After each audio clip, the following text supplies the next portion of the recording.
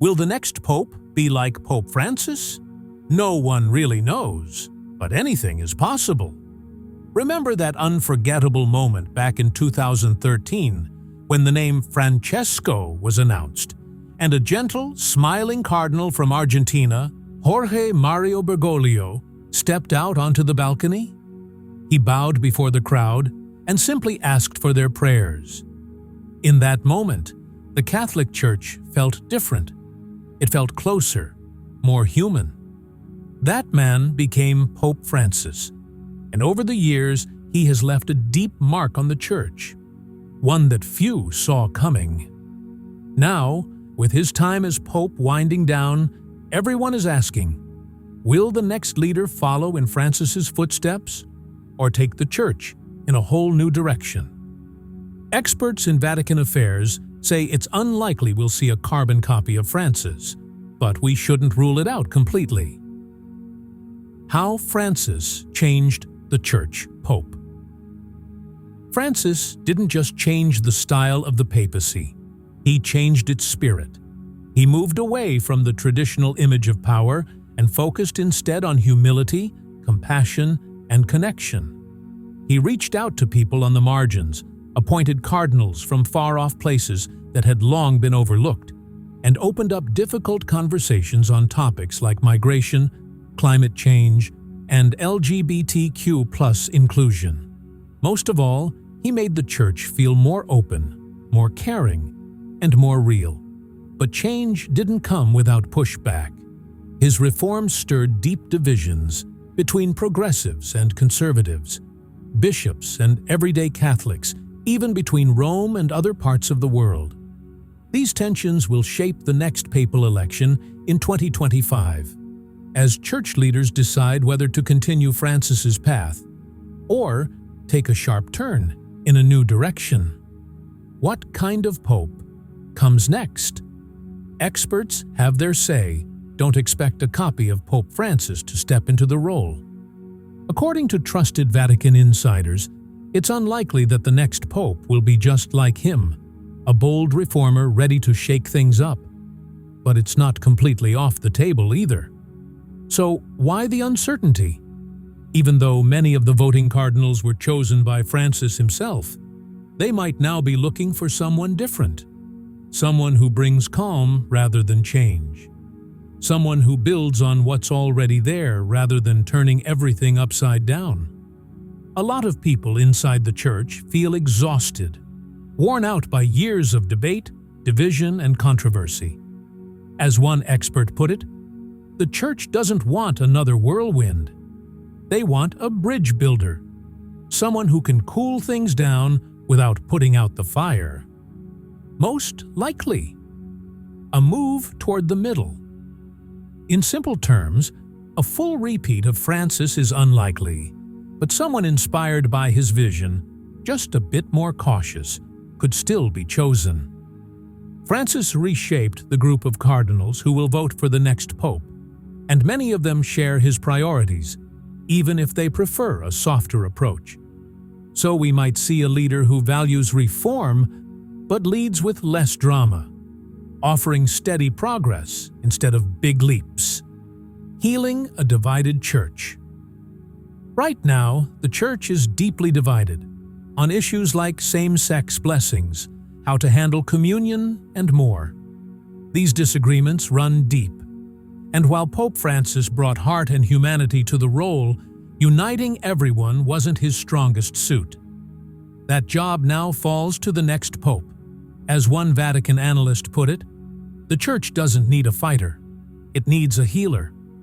The next pope will likely be someone who can bring people together, someone warm, wise, and diplomatic enough to guide the Church through tough times without making the cracks worse. A shift toward clarity and stability. Some Church experts believe the next pope might steer things gently back toward the middle, not reversing Francis's direction, but dialing down the surprises. The focus, they say, could shift to clearer teachings, stronger leadership, and less confusion. As one New York Post analyst put it, expect clarity. the Church has had enough ambiguity. That means the next pope could still share Francis's vision, but speak in a more straightforward, structured way. No clear favorite. This time, back in 2013, Cardinal Bergoglio came out of nowhere. This time, there's no obvious frontrunner. A few names keep coming up. Cardinal Peter Erdo, Hungary. A strong manager who sticks closely to traditional church teaching. Cardinal Matteo Zuppi, Italy. A warm, Francis-style figure known for peace-building and dialogue. Cardinal Luis Antonio Tagle, Philippines. Popular around the world and often seen as carrying forward Francis's spirit. Cardinal Jean-Claude Hollerich, Luxembourg. Active on social issues, though some think he's too progressive. Each of these leaders represents a different path, whether to slow reforms down, keep them going, or find middle ground. But one thing is certain, no one is walking into the conclave as a guaranteed winner. A big job ahead. Whoever follows Pope Francis will have a tough job. The Church is facing unresolved scandals, deep internal divisions, and growing demand for clearer guidance in a confusing world. People, especially the younger generation, want something real and honest, not just rules. The next pope will need to offer healing, unity, and hope, while staying true to the Gospel's call for compassion and courage. Because of that, many believe the cardinals will choose a shepherd, not a showman. Someone humble and grounded, who might speak more gently than Francis, but still holds the same values at heart. Francis's legacy and the 2025 Conclave. This conclave will be one of the most global in history. Less than half the cardinals voting are from Europe. The rest come from Africa, Asia, and Latin America. That diversity matters. The next pope must understand a world full of different cultures, not just enforce rules from the top down. Francis encouraged local churches to have more say and allowed faith to take different shapes in different places. That spirit won't disappear overnight, but whether it grows or fades depends on who gets chosen. This conclave is wide open, says a Vatican expert on the BBC. It's not just about politics, it's about personality, tone, and who can hold a fragile church together. Think back. In 1978, people were stunned when a young John Paul II stepped onto the balcony. Then came the quiet strength of Benedict XVI and the warmth and energy of Pope Francis. The next moment of surprise could be just around the corner. Is Cardinal Tagle the future of the Church? The Catholic Church may be about to turn a new page, and many believe Cardinal Luis Antonio Tagle could be the one holding the pen. At 67, he's considered young by Vatican standards.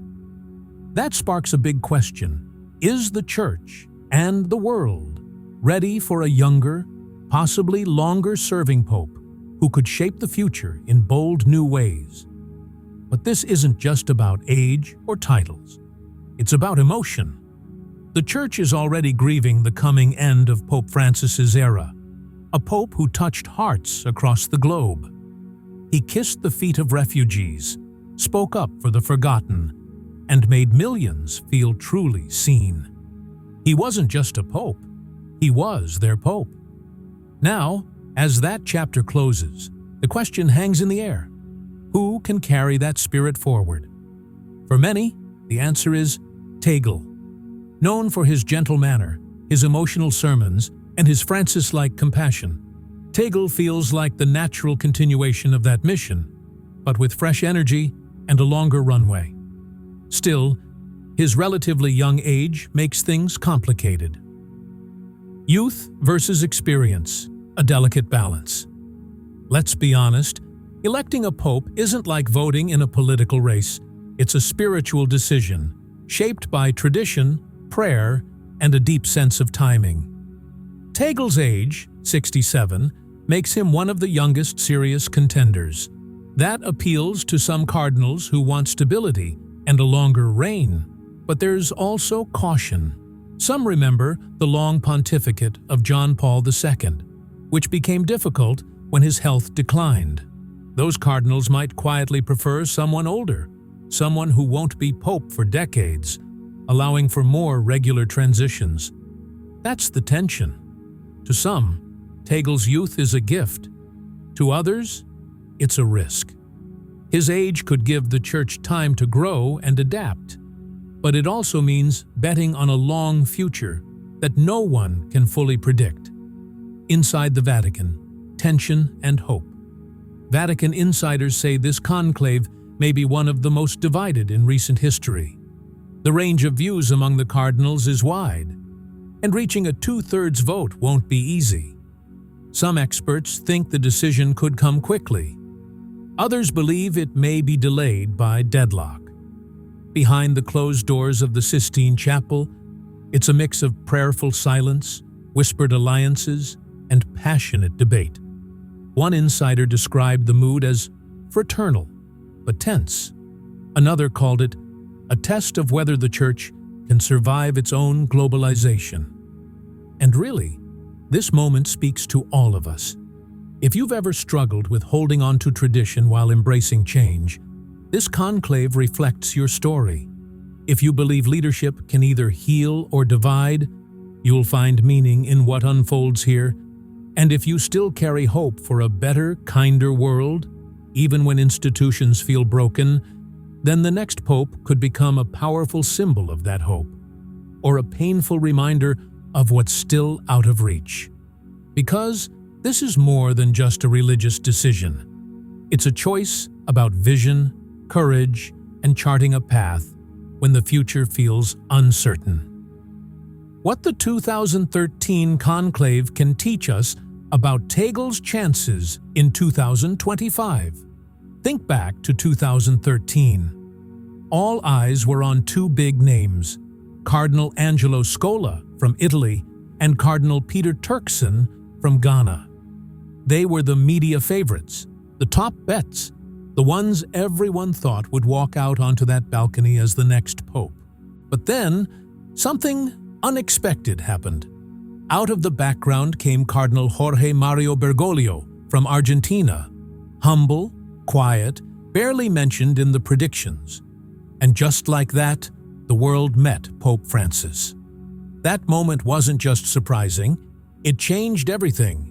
And as we approach the 2025 conclave, it's a reminder that when it comes to choosing a pope, nothing is ever set in stone. Why the 2013 predictions fell apart back then, the media hype focused on a few high-profile candidates. But inside the Sistine Chapel, the cardinals were asking deeper questions about healing divisions, spiritual leadership, and who could guide the Church into a new era. When the votes started coming in, support for the expected favorites fizzled. That's when Bergoglio's name began to rise. He wasn't the loudest or flashiest option, but he was seen as someone who could unite people, show humility, and reach those on the edges of society. The key takeaway? Being the frontrunner doesn't count for much once the doors close and the ballots are cast. What that means for Cardinal Tagle, fast forward to 2025. Cardinal Luis Antonio Tagle is getting a lot of attention. He's high on every prediction list. Some betting sites even rank him just behind Cardinal Parolin as the most likely to become the next pope. But if 2013 taught us anything, it's this. Don't mistake popularity for certainty. Yes, Tagle is in a strong position, but frontrunners often get overlooked. The dynamics in the Sistine Chapel are unpredictable. Just one round of voting can change everything. If support for the top candidate stalls, the cardinals may turn to someone who wasn't at the center of the buzz. That could be Tagle's moment. Like Pope Francis, he's known for his humility, compassion, and deep connection to people on the margins. If the conclave struggles to rally around someone like Parolin, Tagle could emerge as the unifying choice, a bridge between tradition and transformation. Because in the end, the next pope won't be chosen by headlines or betting odds, but by quiet reflection, careful listening, and the shared hopes of a global church looking for its next shepherd. What's at stake for Cardinal Tagle and the Church? Tagle has a solid chance, but there's a real risk he could be passed over. Some critics question his ability to handle the Vatican's heavy administrative responsibilities. Others worry that while he's widely loved by the media, his popularity might not translate into enough support from the cardinals themselves. With the Church still dealing with the fallout from the abuse crisis and rising geopolitical tensions, some cardinals may prefer someone with more diplomatic experience or a more pragmatic approach. What does this mean for the Church? The unpredictable nature of the conclave is more than just Vatican gossip. It shapes the future of 1.3 billion Catholics worldwide. Here's what we can learn from 2013 that might apply in 2025. 1. The Holy Spirit moves in mysterious ways. The conclave isn't about popularity or pressure. It's a deeply spiritual process. The cardinals meet in secret, focusing on finding a leader who can unite them, not a media personality. That's why, time and again, the Church surprises the world.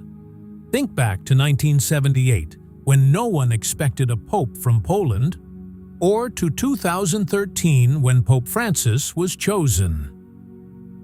2. Diversity is key. The 2025 conclave will be the most globally diverse in history, with 133 cardinals from 71 countries. This could benefit non-European candidates or those who have experience in working internationally. Tagle, with strong connections to Asia, Africa, and Europe, fits this global vision. Though he's not the only one. Other names like Peter Turkson from Ghana or Fridolin Ambongo from the Democratic Republic of Congo also fit this mold. 3. Continuity versus change. The next pope will inherit Pope Francis's key reforms, focusing on listening to the global church, advocating for the environment, and welcoming marginalized groups. The cardinals will need to decide, should they continue this path, pause, or shift in a different direction? Tagle represents continuity with Francis's vision. If they want to keep pushing forward, he could rise. If they feel a need for a reset, they may choose someone else. Whatever happens, the choice of Pope will guide the Church for years to come and remind us that God's plan often surprises us. We've seen it before. Who could have predicted a Pope from Argentina? Will history repeat itself? Or will Cardinal Tagle, the Asian Francis, become the leader the global Church is hoping for? One who brings continuity, compassion, and unity? One thing's for sure, the Sistine Chapel is never short on surprises.